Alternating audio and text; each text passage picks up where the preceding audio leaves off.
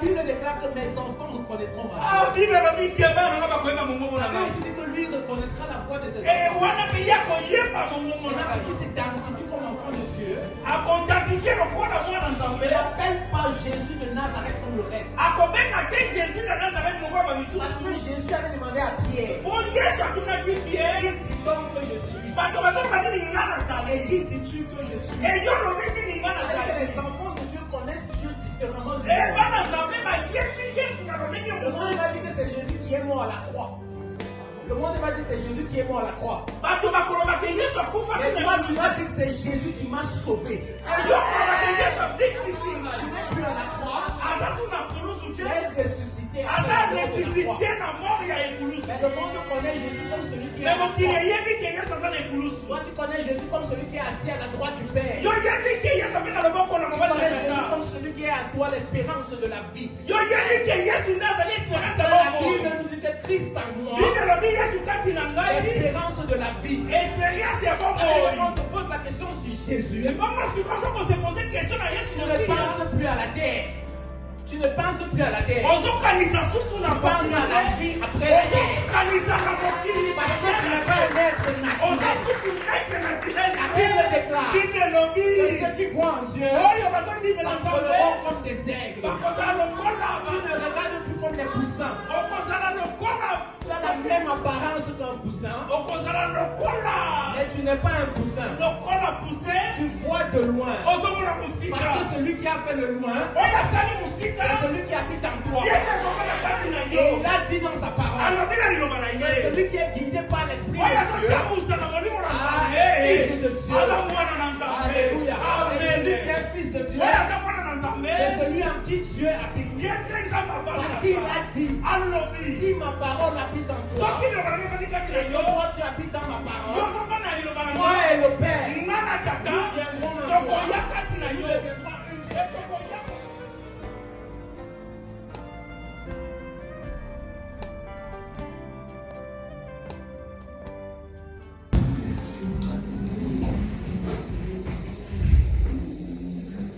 Je monte sur l'autel, je suis le sacrifice, brise-moi et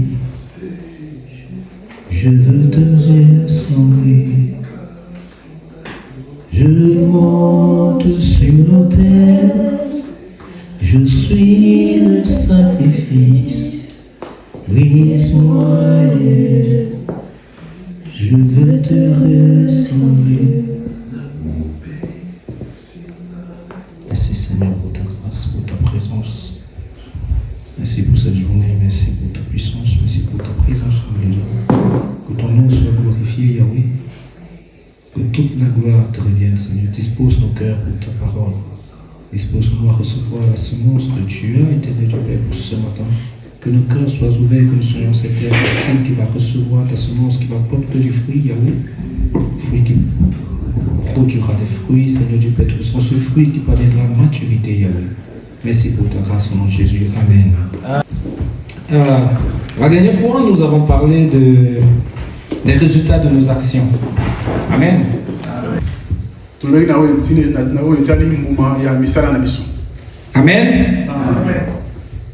Les résultats de nos actions. Ça veut dire je récolte ce que je sème, comme la Bible dit. Mais parfois nous prions. Nous prions et nous prions même sans cesse.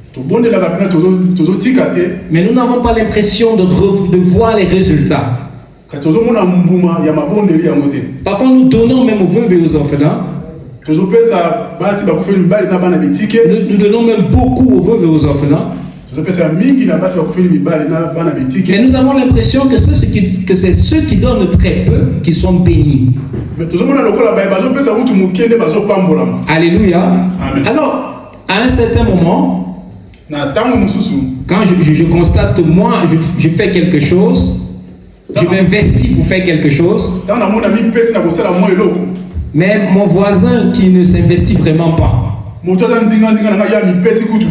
lui, il est béni. À un certain moment, cette personne commence à se décourager,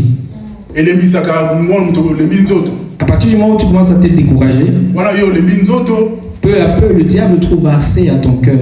Et Satan a yé a joué sika kati na motema na yo. Il te donne des inspirations, il te donne des idées. Ali ko pesa pe makanisi. Amen. Amen. Mais la véritable question qu'on doit se poser, Motune c'est que to mituna. c'est que fait-il que je ne fais pas? Nini ya zo sala o ngala zo sala te. C'est vrai que je donne comme lui. Ya so na zo pesa lo lenge moko na ye. Pourquoi lui il est béni et moi je ne suis pas béni? Pona nini ya pa mona mikasi ngai te. Je prie comme lui. Na zo bonde lo lenge moko na Pourquoi ye. lui il voit les résultats de ses prières et moi pas? Pona nini ya zo mona mama bonde ne kasi ngai. Au lieu de devenir jaloux, Et si kana koma motema na de zuwa. se fâcher même, Toko silika. il faut se poser la question, qu'est-ce qu'il fait que je ne fais pas? C'est que mituna nini ya zo sala o ngala zo sala te. Si tu te poses cette question, Wana yo mituni motuna tu oyo. disposes ton esprit Obongisi molimo na yo. à recevoir une réponse de Dieu. Kozwa eyano kote pa na nzambe. Alléluia. Alors ce matin, Na sima na nzanga ya lelo. j'aimerais qu'on parle sur un sujet qui peut être intéressant Etobela mama likambo ko kozala motuya. pour t'aider à répondre à cette question. Oyo kosunga yo opesa eyano na motuna oyo. Amen.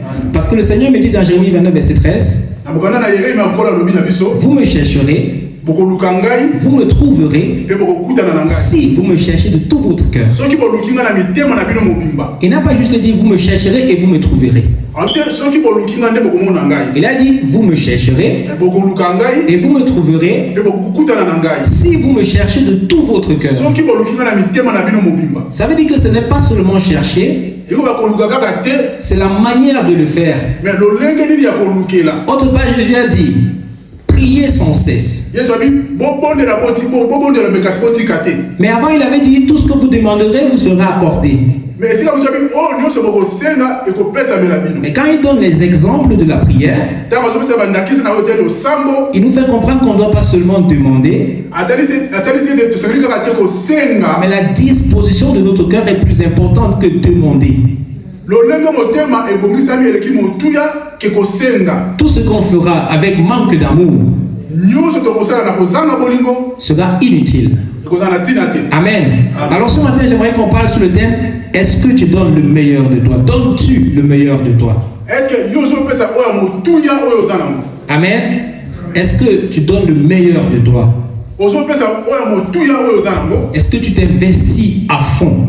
Oza mobipesa mpenza makasi. Alléluia. Amen.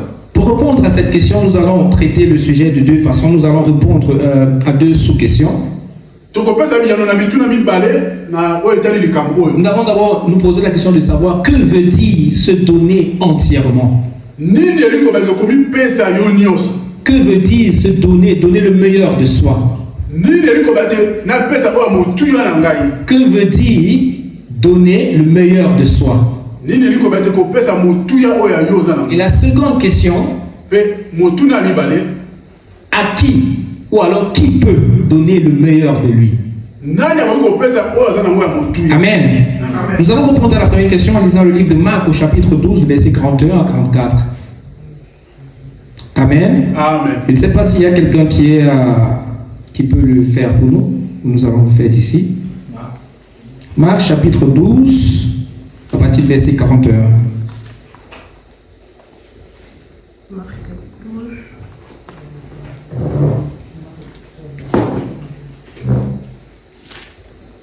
Marc 12, 41 Oui. à 44. Amen.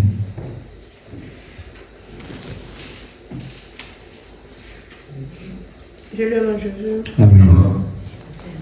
Jésus s'étant assis vis-à-vis du tronc, regardez comment la foule y mettait de l'argent. Plusieurs riches mettaient beaucoup.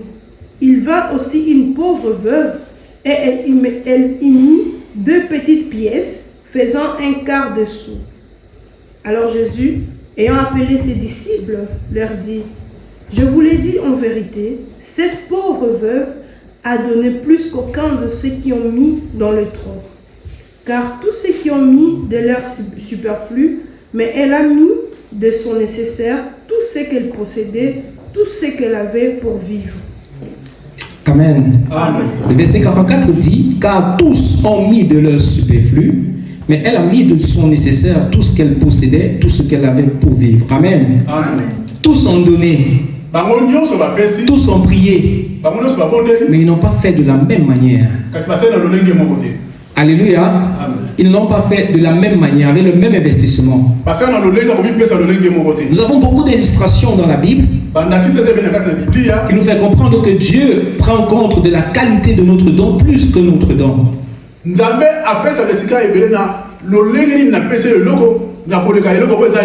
Nous avons l'histoire d'Abel et de Caïn.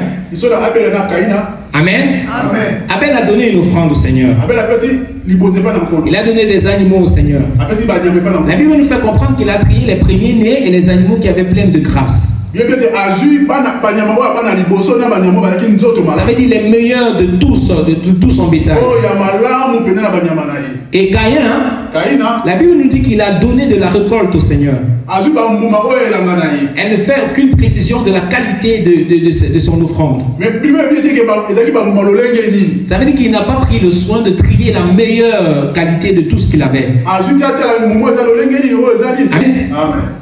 Mais le Seigneur a donné un regard favorable à l'offrande d'Abel. Amen. Pourquoi il a donné un regard favorable à l'offrande d'Abel et pas à celui de Caïn? Parce que Abel n'a pas juste donné, il a donné le meilleur de ce qu'il avait. Il a donné avec libéralité. Donner avec libéralité, c'est un terme qu'on utilise très souvent.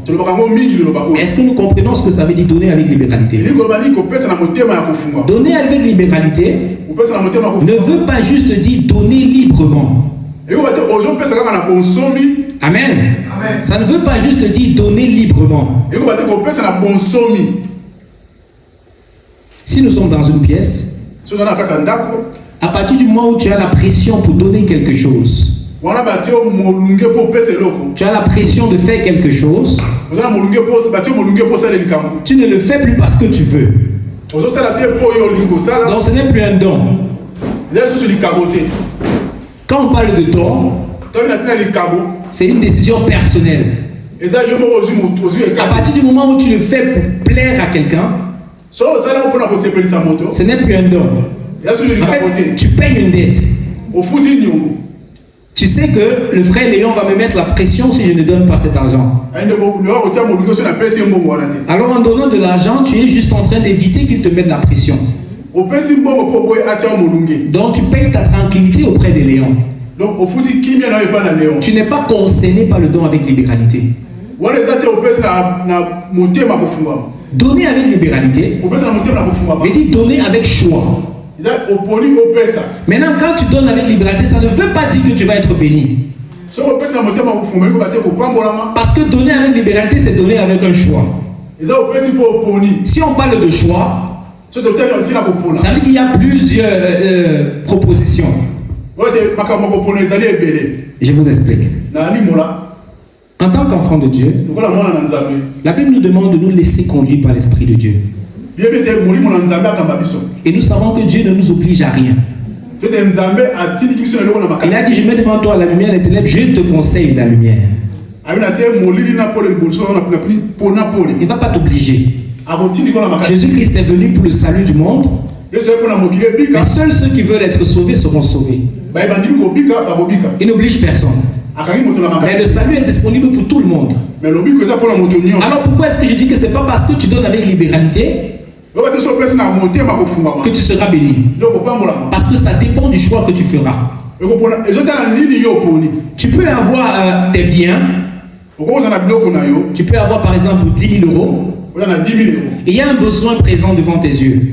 Alors le Saint-Esprit te dit, je veux que dans tes 10 000 euros, tu donnes 8 000 euros.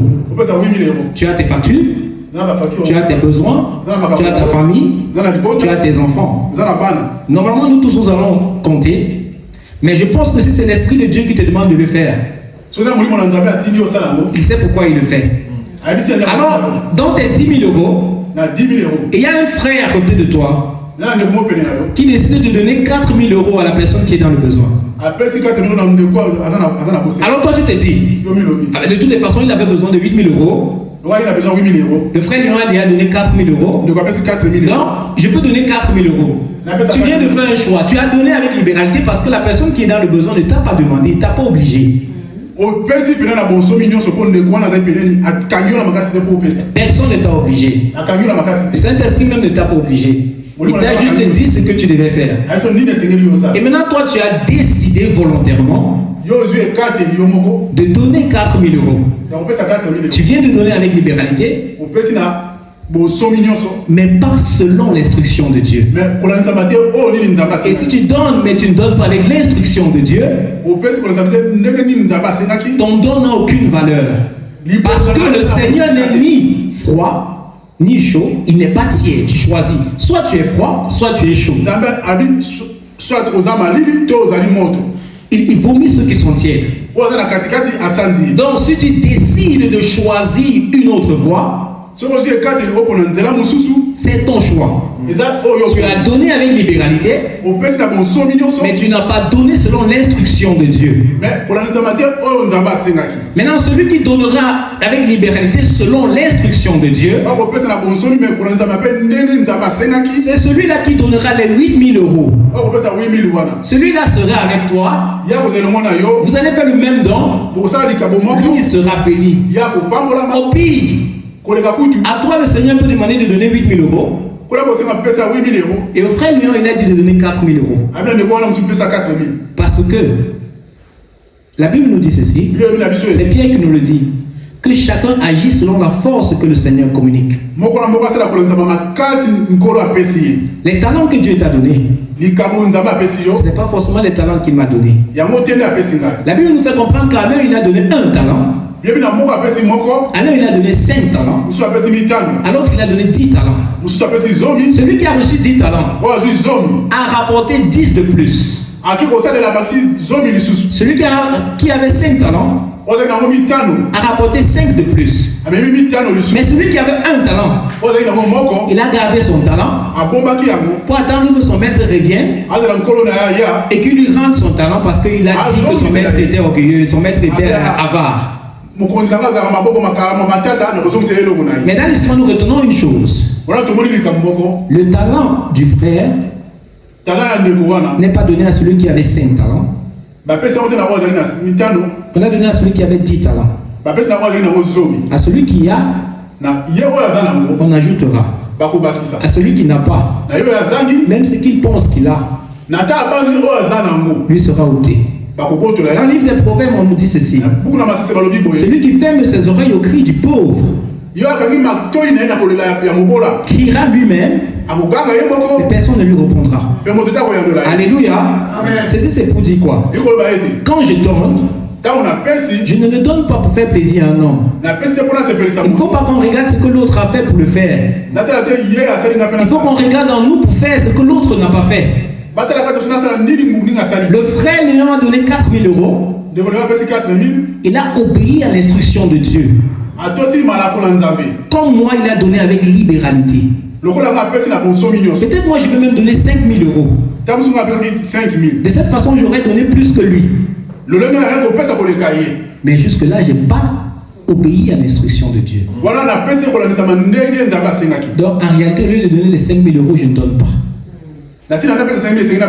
Parce que si je donne pour être béni, je ne serai pas béni. La bénédiction est déjà faite.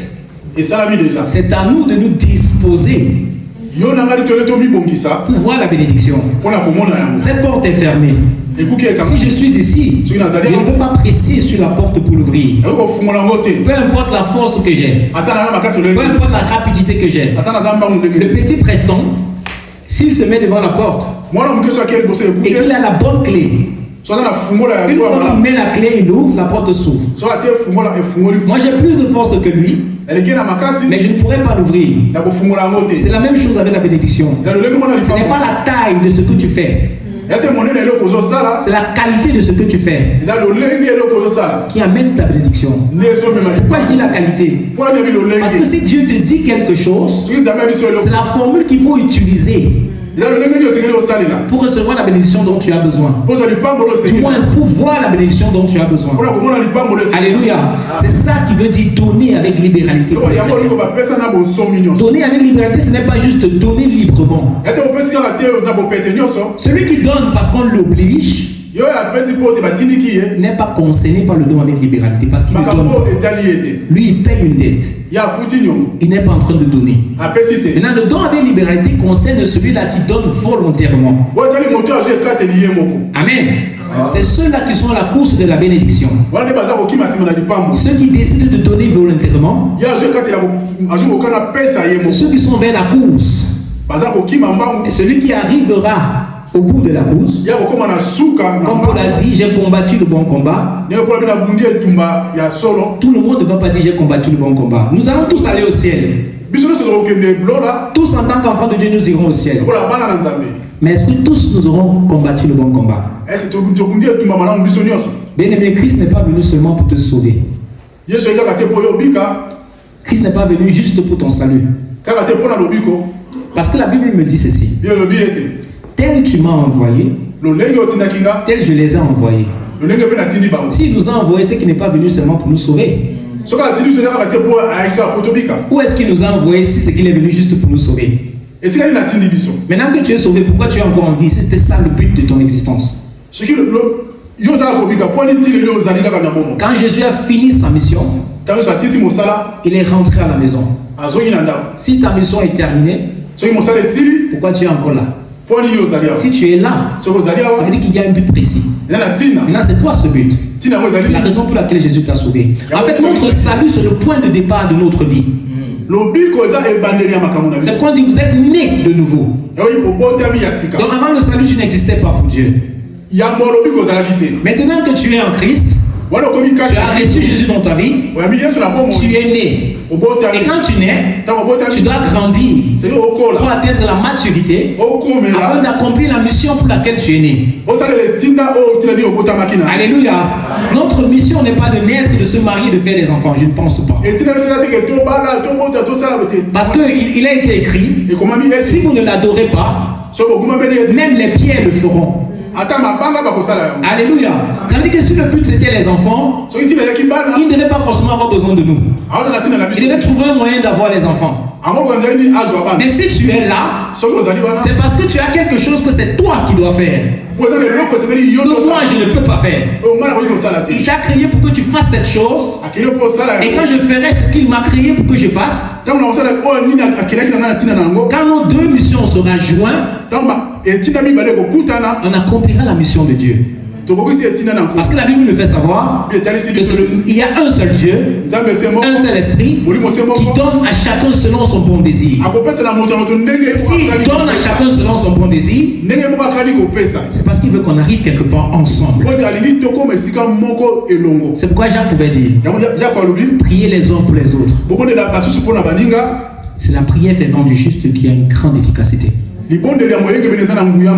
Pardonnez-vous les uns les autres. Pourquoi est-ce qu'il faut absolument qu'on se pardonne les uns les autres?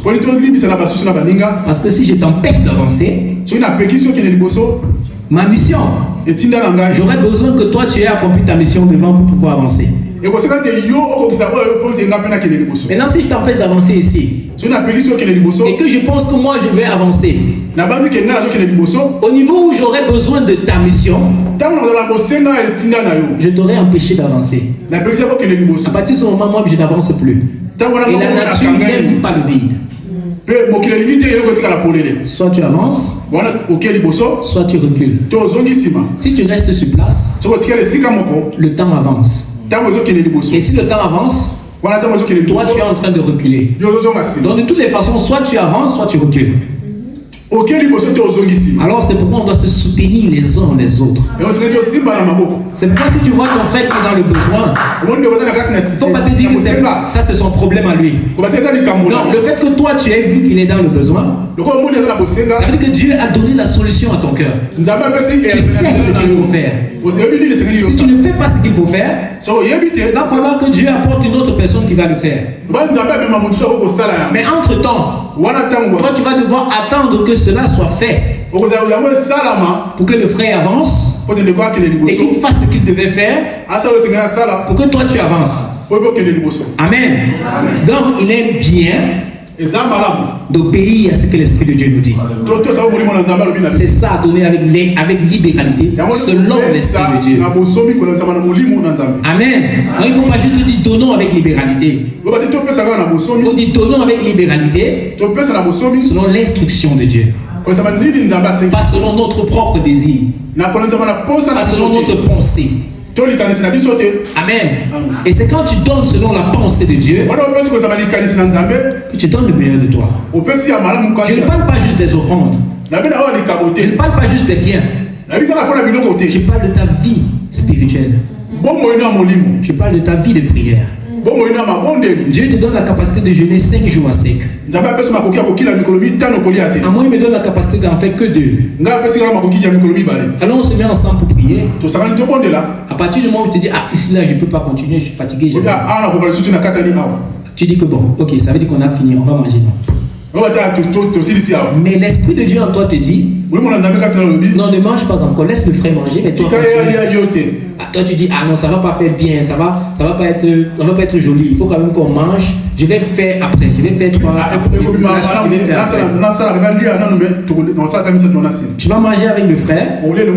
Le sujet de prière que vous étiez en train de faire, il va commencer à avoir des révélations, des visions, des messages. Toi, tu vas attendre. Pourquoi?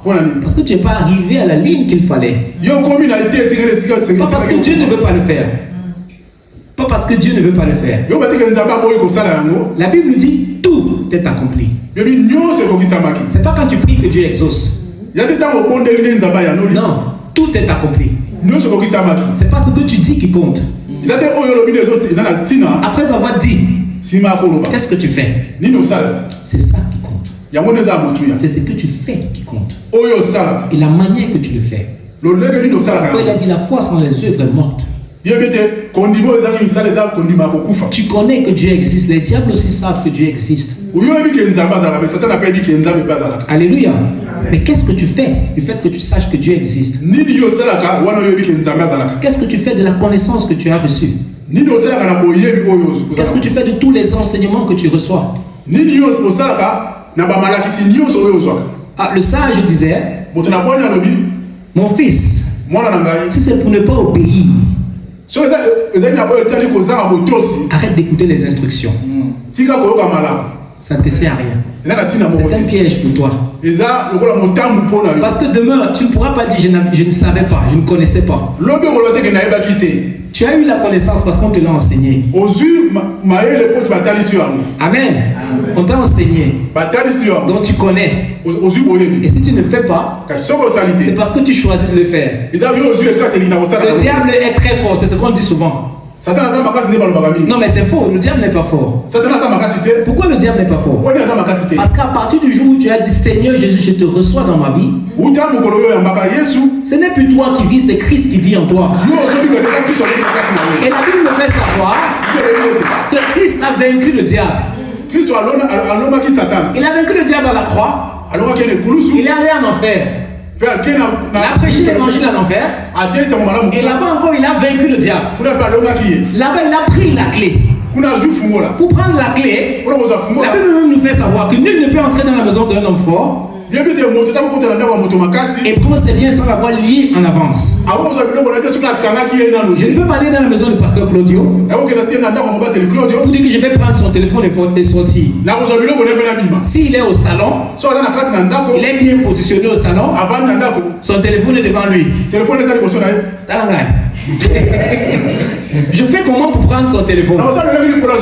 Amen. Il faudra au préalable qu'il soit neutralisé. Et si je peux le neutraliser, ça veut dire que je suis plus fort que lui. Bien aimé, Samson n'était pas costaud. Vous savez pourquoi je sais que Samson n'était pas costaud? Peut-être Samson était comme le frère Léon. Pourquoi? Parce que Dieu aime quand la gloire lui revient. Si Samson était costaud, on aurait dit que c'est parce qu'il est fort, c'est parce qu'il est costaud qu'il parvient à faire ce qu'il fait. Mais parce qu'il n'était pas costaud, on s'est étonné de comment il arrive à le faire. C'est un peu comme si le lion frappe ce mur, ça tombe. Je vais être plus étonné que si c'est le pasteur Claude qui le fait. Amen. Parce que je vais me dire que non, lui, il a le muscle, c'est explicable. Mais Dieu ne veut pas ce qui est explicable. C'est pourquoi il pouvait utiliser David avec une pierre. Il n'y a aucune explication, que ce soit physique ou scientifique, pour expliquer que Pierre a fini avec Goliath. C'est pourquoi je sais que Samson n'était pas costaud. Amen. On doit toujours penser à ça. On a une volonté, on veut accomplir quelque chose, mais il y a un chemin à suivre. C'est pourquoi Christ a dit: je suis le chemin. Amen. Je suis le chemin. À partir du moment où il te dit fais comme ça, et que tu décides de faire autrement, le jour où tu vas te rappeler que tu as fait autrement, et que tu vas demander pardon, il va te pardonner, mais la chose qui devait être faite ne sera toujours pas faite. Quand David a pris la femme du riz, il a demandé pardon à Dieu, mais l'enfant est mort. Dieu a pardonné David. Et le plus important, Dieu l'appelle l'homme selon son cœur. Mais cet enfant est mort parce que le Seigneur avait dit. Ça veut dire que s'il a dit: je suis le chemin, ne t'écarte pas de ce chemin. Ça veut dire quoi, s'écarter du chemin? Ça ne veut pas dire rentrer dans le monde. Ça veut dire ne pas obéir à ce qu'il dit. C'est quoi ne pas obéir à ce qu'il dit? Il t'a dit: réveille-toi à 5 heures et prie pour la nation. Tu te réveilles à 6 heures, tu pries pour la nation. C'est pas la même chose. C'est pas la même chose. Tu vas prier comme ça pendant 1 an. Après, un frère qui a obéi à ce que Dieu a dit va venir te dire que le Seigneur me dit que tu dois prier pour la nation. Tu vas dire: oui, je prie. Il va dire: oui, tu ne pries pas pour la nation. Prier pour la nation. Comment ça prie? Chaque 6 heures, je me réveille. Est-ce que c'est à 6 heures que tu dois prier? Tu auras perdu 1 an de ta vie. 1 an de ta vie. 365 jours. Est-ce que vous savez que le ministère de Jésus sur la terre, c'était juste 3 années? Juste 3 années. Aujourd'hui encore, nous sommes ici à cause de ces 3 années. Si tu décides de perdre 365 jours, ça veut dire 1 année, 1/3 de la vie du ministère de Jésus, pour prier inutilement. C'est une grosse perte. La Bible nous dit qu'une journée devant le Seigneur est comme 1000 journées. Ça veut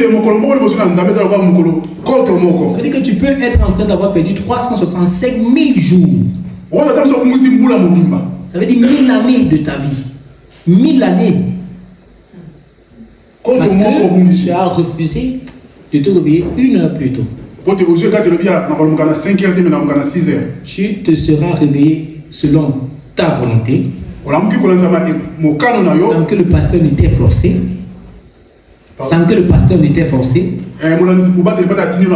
Tu l'auras fait de ton plein gré, mais pas selon que Dieu t'a demandé de le faire.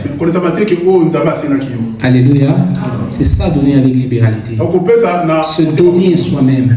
C'est pourquoi Jésus, quand il regardait le tronc, le panier des offrandes, il a dit à ses disciples: ceux-ci ont donné beaucoup, mais cette femme, elle a donné plus qu'eux.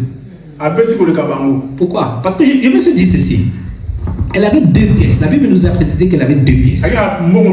Si la Bible n'avait pas précisé, c'est autre chose. Mais j'ai déjà dit cela, que s'il y a une précision dans la Bible, ça veut dire qu'on ne doit pas tenir cela comme un hasard. C'est la même Bible qui nous dit: si c'est que ton frère a faim, donne-lui à manger. Ça ne veut pas dire que toi deviens affamé pour que lui mange. Parce que si toi tu deviens affamé et que lui il a ta nourriture, il faudra ensuite qu'il te donne parce que toi tu es affamé. Et finalement personne ne va manger. Donc il faudrait que vous divisez, vous partagez. Comme le peuple d'Israël vivait avant. Personne n'en avait trop et personne n'en avait peu. Tout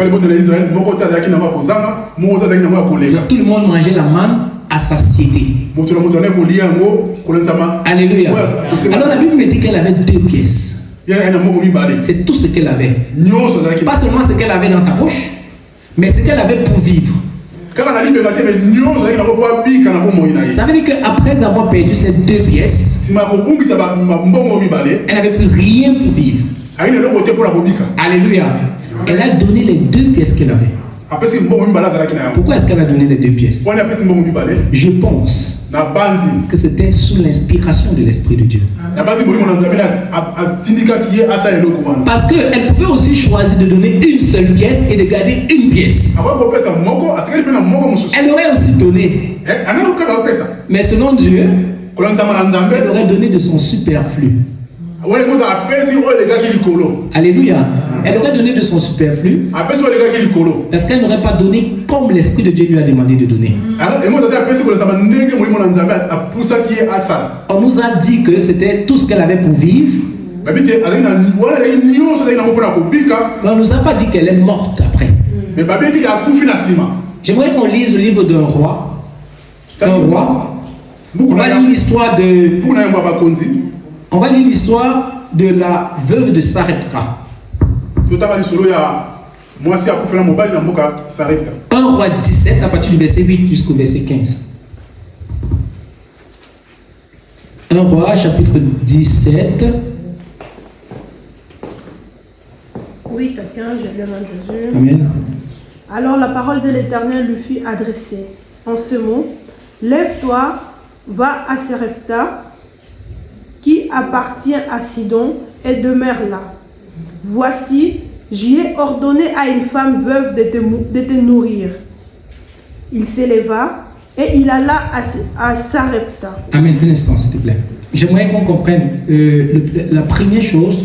J'aimerais qu'on comprenne bien la conversation de Dieu et d'Élie. Ensuite, on comprenne la conversation d'Élie et de la veuve. C'est très important. Parce que, vas-y, tu peux continuer à lire, s'il te plaît. 1 roi 17 à partir du verset 8. 8 à 15. Verset 10.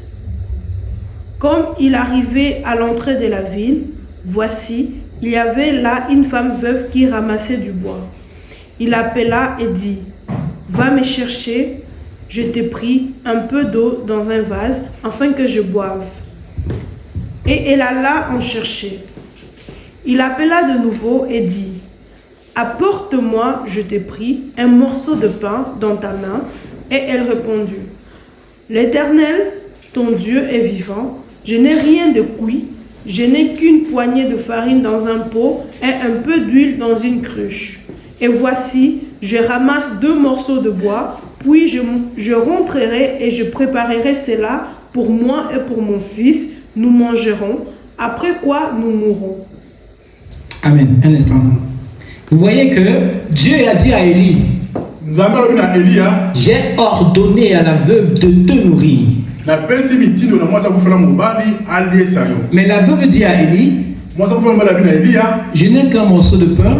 Je mangerai avec mon petit-fils, ensuite je meurs. Alléluia. Amen. Ça veut dire que normalement elle n'a reçu aucun ordre de Dieu. Si on écoute juste cette phrase, ça veut dire qu'elle n'attendait pas un invité. Parce qu'elle était sur le point de cuire le pain pour elle et son fils. Mais si c'est qu'on te dit que le pasteur arrive chez toi, si le Seigneur te dit que mon fils, prenons l'exemple de Pierre, quand il s'est couché à la chambre haute. Le Seigneur lui a donné une vision. Il a vu les quadrupèdes, il a vu tout dans le... Le Seigneur lui a donné la vision, le Seigneur lui a expliqué la vision. Ensuite, on est venu le chercher en bas. Le Seigneur lui a dit: va, c'est moi qui les ai envoyés. Amen. Ça veut dire que Pierre savait que c'est lui qu'on venait chercher. Amen. Mais la veuve de Sarepta, moi ça vous fait mon bali à moi ça. elle dit à Élie, je m'apprête à le faire. Avant que moi et mon petit-fils nous mangeons, après quoi nous mourrons. Ça veut dire qu'elle n'attendait pas un invité. Du moins son repas n'était pas pour 3 personnes. C'était pour 2 personnes. Mais nous savons une chose, c'est que Dieu ne ment pas. Alors s'il te dit qu'il a fait quelque chose, il a fait. Maintenant ma question c'est celle-ci. À quel moment est-ce qu'il a parlé à la veuve de Sarepta? Où est-ce qu'il a parlé à la veuve de Sarepta? Quand nous continuons l'histoire, quand nous continuons la lecture, je vais lire ici. Élie lui dit, ne crains point, rentre, fais comme tu as dit. Seulement, prépare-moi d'abord avec cela un petit gâteau et tu me l'apporteras. Tu en feras ensuite pour toi et pour ton fils. Car ainsi parle l'Éternel. Ainsi parle l'Éternel, le Dieu d'Israël. La farine qui est dans le pot ne manquera point et l'huile qui est dans la cruche ne diminuera point jusqu'au jour où l'Éternel fera tomber de la pluie sur la face du sol. Elle alla et elle fit selon la parole d'Élie. Amen. Amen. Ce n'est pas à ce moment-là que Dieu parlait à la femme de Sarepta, non. Jésus a dit, mes brebis reconnaissent ma voix. Alléluia. La femme de Sarepta savait que Élie était un prophète. Et ça ne veut pas dire qu'elle croyait en sa parole. Si on rentre lire le dernier verset, je vais le lire ici. Le verset 24. Et la femme dit à Élie, je reconnais maintenant que tu es un homme de Dieu et que la parole de l'Éternel dans ta bouche est vérité. Ça veut dire qu'en ce moment, parce que ça c'est après que l'enfant de la veuve était malade, il était prêt à mourir, Élie est venu, il a prié pour elle, il a invoqué le nom du Seigneur pour que l'enfant soit guéri. Mais l'histoire du pain et de tout était déjà finie parce que c'était déjà passé. Mais elle avait quand même obéi à Élie. Pourtant elle ne croyait pas en lui. Maintenant, mets-toi à sa place. Un type que tu ne connais pas. Tu as entendu parler de lui.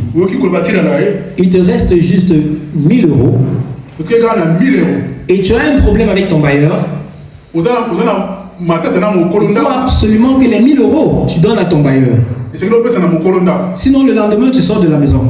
Alors le monsieur vient te dire, je suis dans le besoin de m'acheter une veste, il faut que tu me donnes les 1000 euros. C'est le Seigneur qui le dit. Toi et moi. Hein? Tu ne le connais pas. Tu fais comment? Tu donnes les 1000 euros? Non, tu ne vas pas donner les 1000 euros. Du moins, à moins que l'Esprit de Dieu te demande de faire. Et que tu décides d'obéir. Amen. Alors la femme, quand il a dit ça, elle a reconnu la voix qui lui avait parlé dans le secret.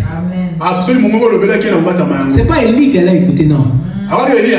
Elle a écouté celui qui a parlé dans le secret. Dans son cœur. C'était dans son cœur. À l'extérieur, elle avait encore le choix d'obéir ou de ne pas obéir. Mais quand Élie a prononcé la parole, elle a dit non. Mieux j'obéis et je meurs. C'est pourquoi la Bible nous dit, dès qu'il a fini, elle n'a pas répondu. Elle n'a plus rien dit. Elle est allée faire comme il avait dit. Et elle a fait comme il avait dit. Dans quelques secondes plus tôt, elle disait que c'était pour elle et son fils, et après quoi il meurt. Donc après cette parole, elle a oublié la mort. Ça veut dire qu'elle a oublié son corps. Elle a oublié le siècle présent. Elle s'est rappelée de sa nature divine, de sa véritable nature. Alléluia. Elle a obéi à la voix qu'elle avait écoutée dans le secret. Est-ce que tu obéis à la voix que tu écoutes dans le secret? Et pour écouter cette voix dans le secret, il faut que tu sois quelqu'un du secret. Donc la véritable question, est-ce que tu as un lieu secret? Est-ce que tu connais Dieu de façon personnelle? Parce que Dieu ne te parlera pas comme il me parle à moi. Ma relation avec mon épouse, ce n'est pas la relation de Léon avec mon épouse. Nous sommes les épouses de Christ. Parce que nous sommes l'épouse de Christ. Nous sommes l'église, le corps de Christ. Mais la manière qu'il fonctionne dans ton corps, ce n'est pas de la même manière qu'il fonctionne dans mon corps. Avec chacun de nous, il agit comme si nous étions la seule personne qu'il avait sur terre. C'est pourquoi il peut dire l'esprit est disposé. Est-ce que toi, tu es disposé? Est-ce que tu l'écoutes parler? Je ne connais pas un papa qui ne parle pas à ses enfants. C'est un papa qui a l'amour. Il parle à ses enfants. Qu'il fasse bien, qu'il fasse mal. Il n'y a personne qui a agité son enfant dehors parce qu'il a cassé le verre. Alors, que tu fasses bien, que tu fasses mal, ce n'est pas le voisin qui va dire à papa ce qu'il doit faire de ta vie. C'est pourquoi je disais le diable n'a aucune force. La force du diable, c'est ton ignorance. C'est pas la Bible nous dit. C'est le Seigneur lui-même qui le dit. Mon peuple périt, pas parce que le diable est fort, faute de connaissance, parce qu'ils oublient, ou ils en ont juste entendu parler, mais ils ne le comprennent pas, ils ne le connaissent pas. La dette a été payée. Si nous vivons, c'est Christ qui vit en nous. Car à la croix, on est mort, il est mort à notre place. Afin que nous on vive à sa place. Jésus a dit sur la terre, le prince de ce monde n'a rien trouvé de lui en moi. Donc il n'a aucun pouvoir sur moi. Alléluia. Le diable n'a aucune autorité sur ta vie jusqu'au jour que tu lui donnes cette autorité.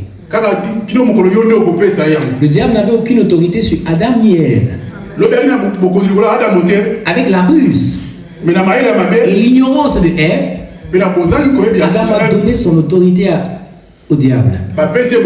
Alléluia. Mais maintenant, toi, tu n'es plus Adam. Tu es né de nouveau. Ça veut dire que la nature d'Adam, tu es mort à cette nature. Tu es une créature qui n'avait jamais existé. Alléluia. C'est quoi la Bible? Tu es une nouvelle créature. Alléluia. Tu es une nouvelle créature. Le diable ne connaît pas cette créature. La Bible nous dit que les prophètes ont tellement sondé pour connaître cette période que nous vivons. Mais il leur a été révélé que ce n'était pas pour eux.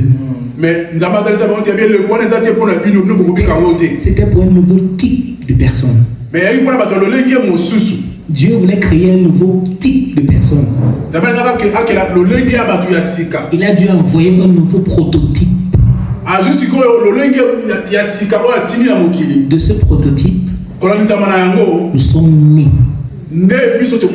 Ça veut dire, ces deux pupitres se ressemblent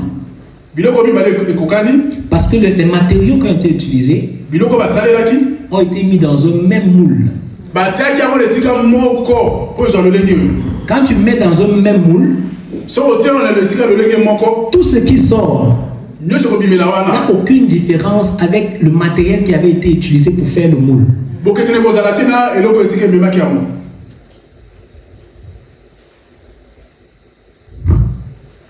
Cette chamoisette, elle est bleue, je ne sais pas trop, c'est rosé. Quand le fabricant prend cette chamoisette, il veut faire plusieurs de cette même couleur, de la même forme. Il prend les tissus qui ont la même couleur, il pose la chamoisette dessus, il fait la découpe. Après avoir fait la découpe, Si on te demande de sortir et de revenir, on te demande de choisir quelle était la chamoisette qui a été utilisée pour faire l'autre. Si tu retrouves la chamoisette, ça veut dire qu'il a mal fait son travail. Parce que s'il le fait bien, tu ne sauras pas faire une distinction. C'est ce que nous sommes. Dieu ne fait pas d'erreur. Tout ce qu'il fait, c'est parfait. Ça voudrait dire, comme Christ est, c'est comme ça que tu es. Si tu n'es pas comme Christ, il y a une erreur dans la fabrication. Parce que nous sommes nés de lui. Amen. Quand les mangues sortent d'un manguier, il n'y a pas une mangue qui ressemble à une prune. Tous sont des mangues. Tu ne sais pas savoir quelle était la semence qu'on avait mis en premier. Parce que toutes les semences sont les mêmes. Maintenant, la forme de la mangue dépend de chaque semence. Nous avons tous reçu la mesure de foi. Mais cette mesure de foi grandit en fonction de tes décisions, de mes décisions. La foi vient de ce qu'on entend, ce qu'on entend de la parole de Dieu. Tu as la mesure de foi.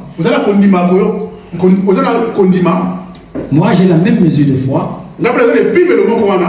Pendant que je bâtis ma foi, tu bâtis ton ventre. Alléluia. À un certain moment, on ne va pas avoir la même foi. Alléluia.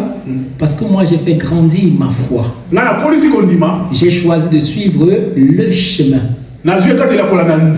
Alléluia. J'ai choisi d'obéir à Christ. Alléluia. Donc, donner avec, ou alors donner le meilleur de soi. Le meilleur de soi. Ça veut dire le meilleur de toi-même. Toi qui es l'esprit. C'est obéir à celui qui a façonné cet esprit. Alléluia. C'est d'obéir à celui qui a façonné cet esprit. Maintenant, qui peut obéir à celui qui a façonné cet esprit? Tu ne peux pas obéir à quelqu'un que tu n'écoutes pas. Tu ne peux pas obéir à quelqu'un que tu ne connais pas. Tu dois connaître ce Dieu-là. Tu dois l'écouter. Tu dois être disposé à obéir. La femme de Sarepta, elle a dit à Élie, ce que j'ai, c'est pour moi et mon fils. Pourtant,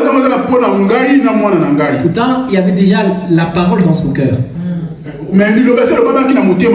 Elle était disposée à obéir.